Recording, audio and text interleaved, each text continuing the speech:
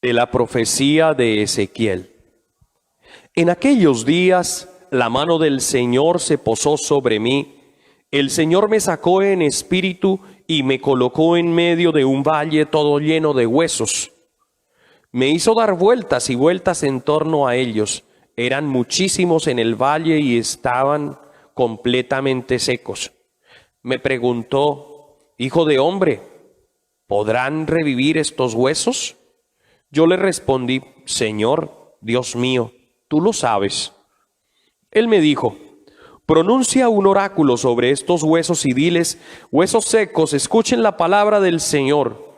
Esto dice el Señor Dios a estos huesos: yo mismo infundiré espíritu sobre ustedes y vivirán.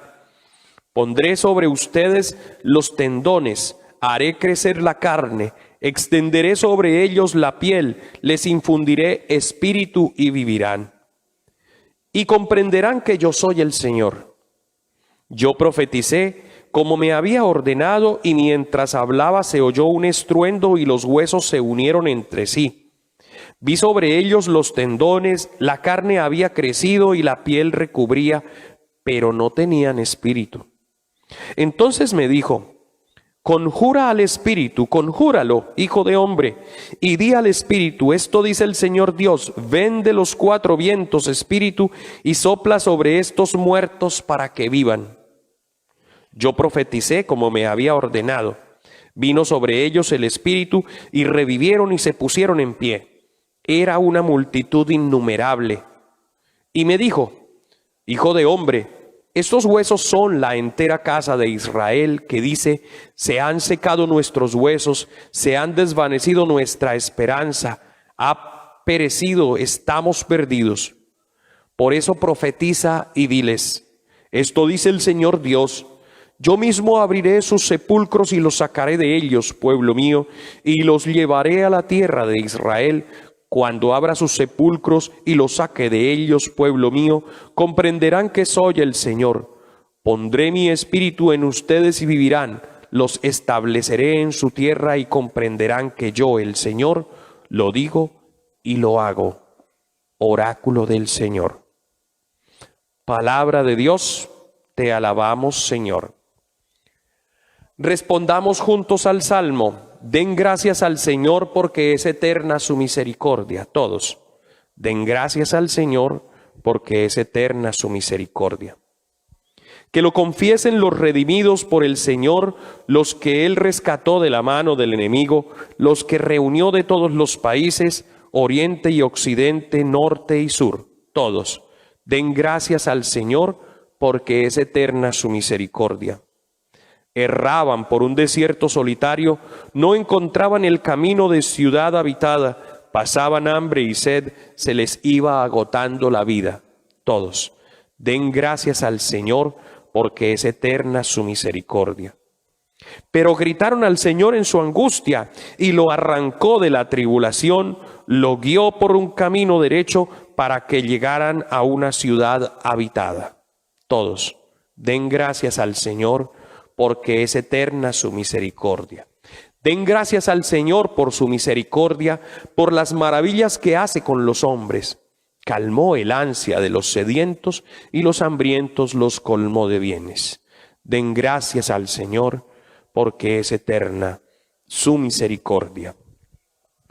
Aleluya, aleluya, en la fiesta del Señor. Aleluya, aleluya, el Señor resucitó. Aleluya, aleluya, es la fiesta del Señor. Aleluya, aleluya, el Señor resucitó. Ya no hay miedo, ya no hay muerte, ya no hay penas que llorar, porque Cristo sigue vivo, la esperanza abierta está. Aleluya, aleluya, es la fiesta del Señor. Aleluya, aleluya, el Señor resucitó. El Señor esté con ustedes. Lectura del Santo Evangelio según San Mateo.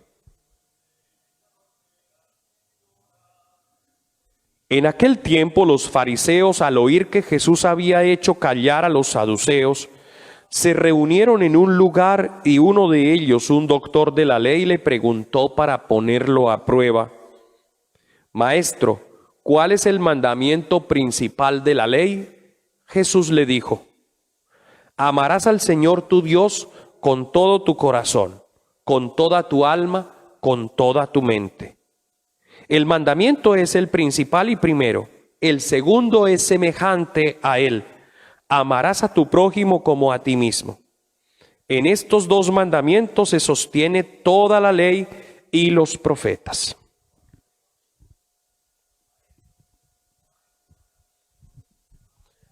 Palabra del Señor. Gloria a ti, Señor Jesús.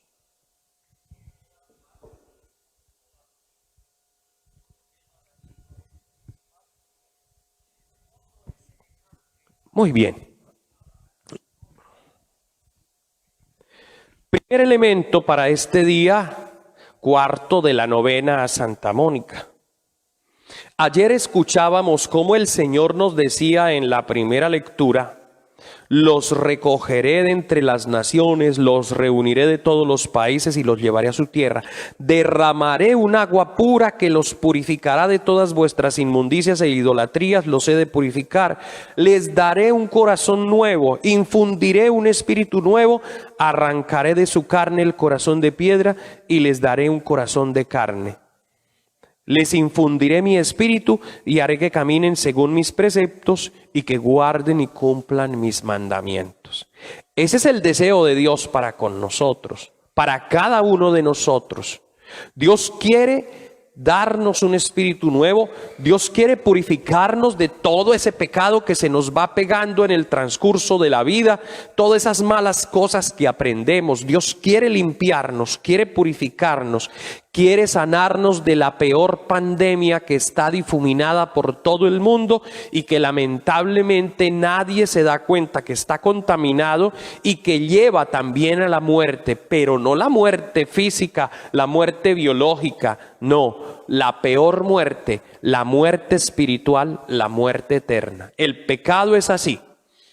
Por eso yo siempre seguiré diciendo que de qué vale tener una extraordinaria salud física en esta tierra si el alma está podrida, llena de maldad y de cosas que van en contra del amor de Dios.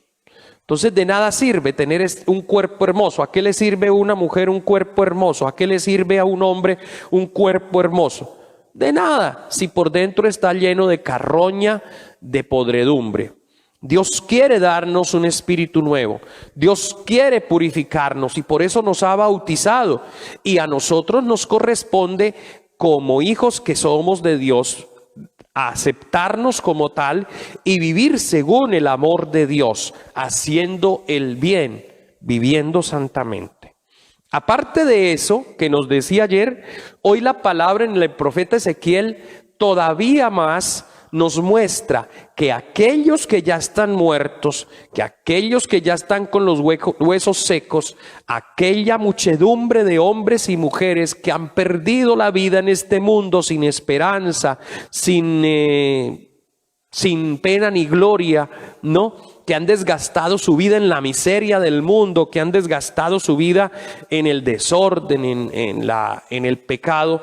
Pues esos que murieron totalmente, Dios quiere darles vida, Dios quiere resucitarlos, Dios quiere rescatarlos, y por eso es que nos presenta a través del profeta Ezequiel esta imagen de los huesos secos que recobran tendones, recobran carne, recobran piel y por último recobran el espíritu. Miren ustedes lo interesante de esta imagen.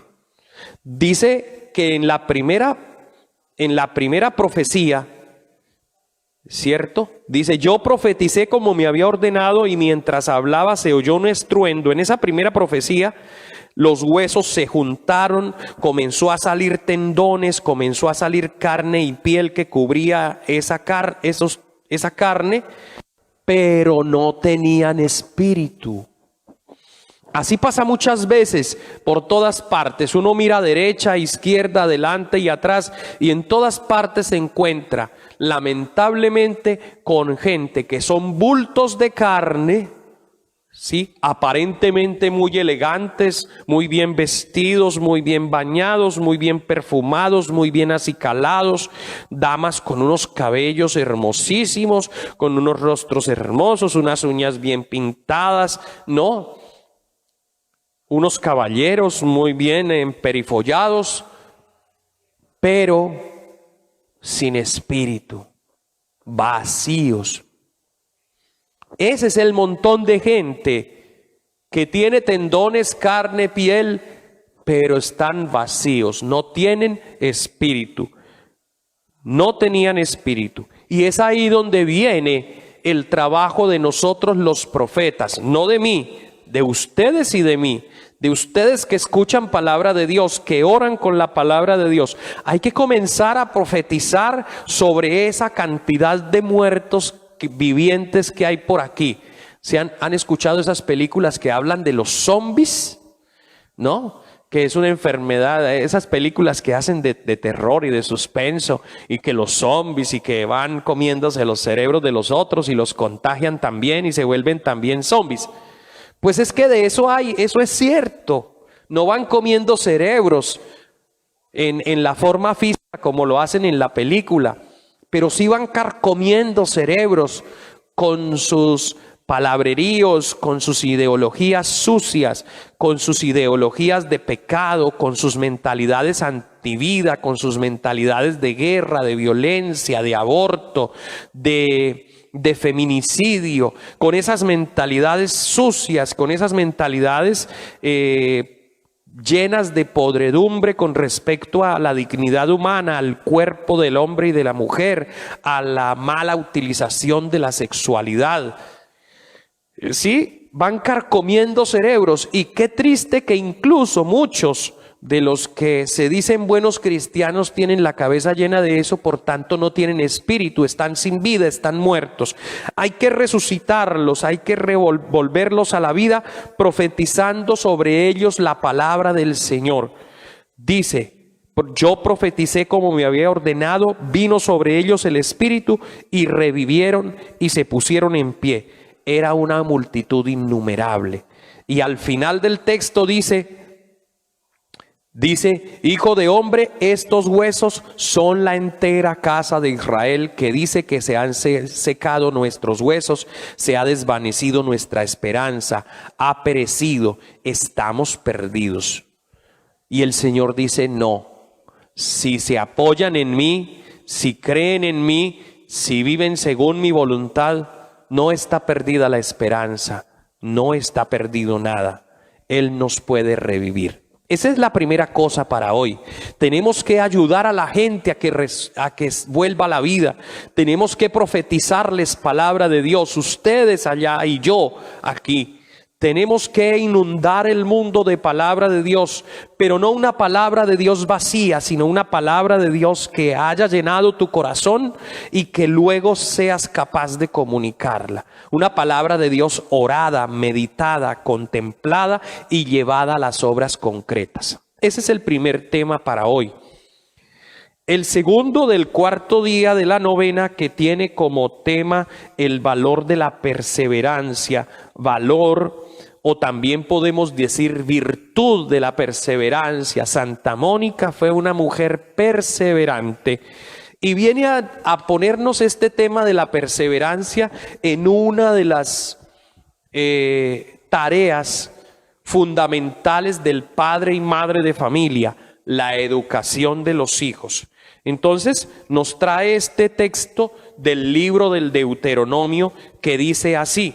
El texto bíblico dice: si un hombre tiene un hijo rebelde y desobediente, que no escucha la voz de su padre ni la voz de su madre, y que castigado por ello, no por eso les escucha, su padre y su madre le agarrarán y le llevarán fuera donde los ancianos de la ciudad, a la puerta del lugar. Dirán a los ancianos de su ciudad: este hijo nuestro es rebelde y desobediente y no nos escucha. es un libertino y un borracho. Pasaba en aquella época, imagínense, ya en el libro del Deuteronomio existía esta situación terrible. Los hijos, muchos hijos, no todos, bendito Dios, tenemos hijos muy buenos, muy santos, muy responsables, muy dedicados.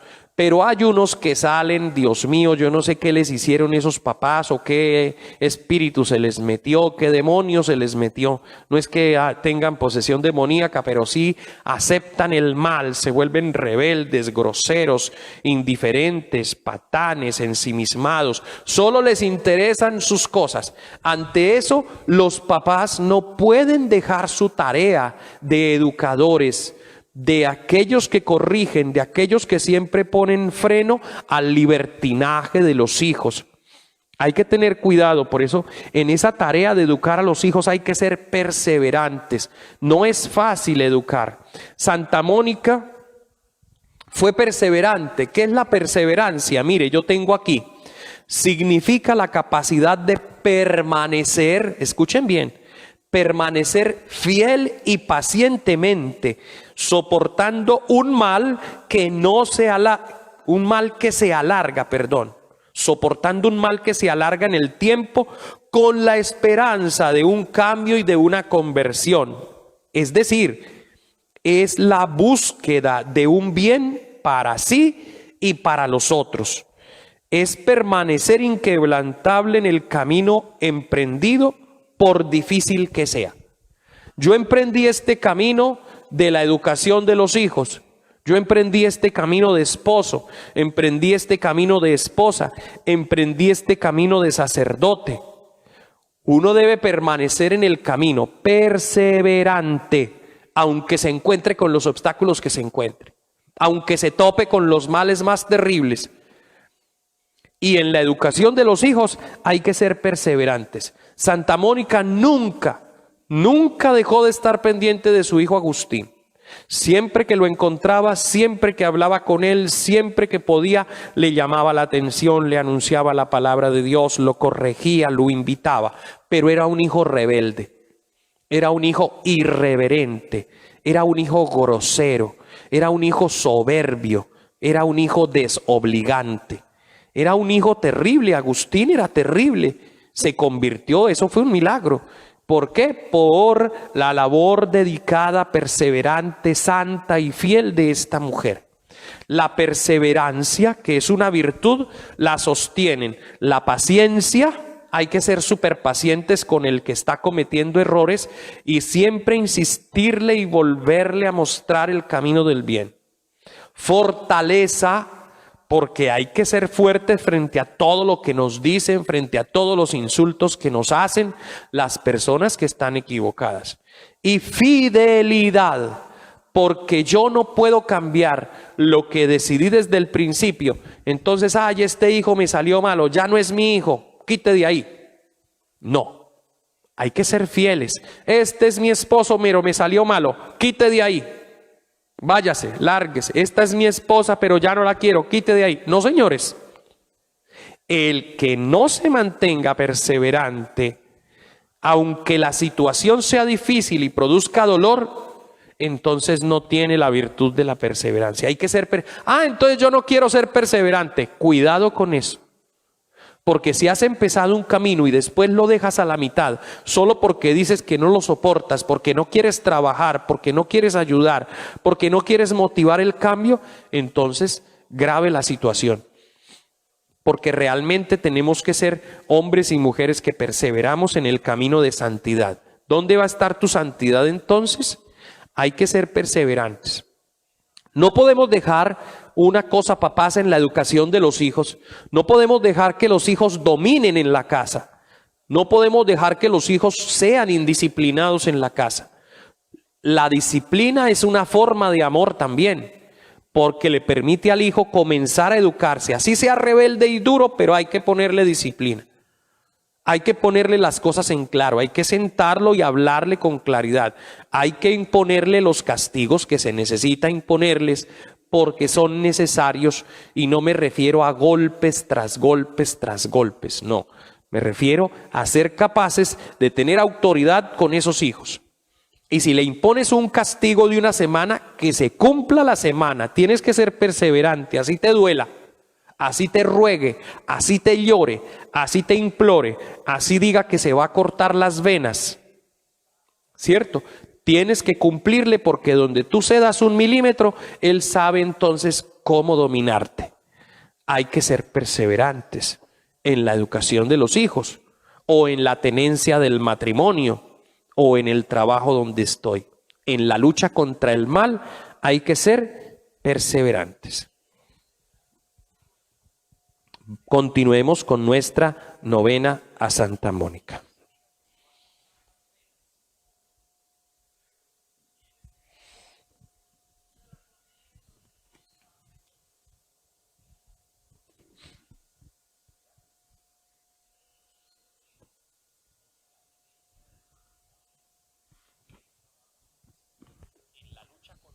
Querida Santa Mónica, esposa y madre preocupada, muchas tristezas se clavaron en tu corazón durante tu vida.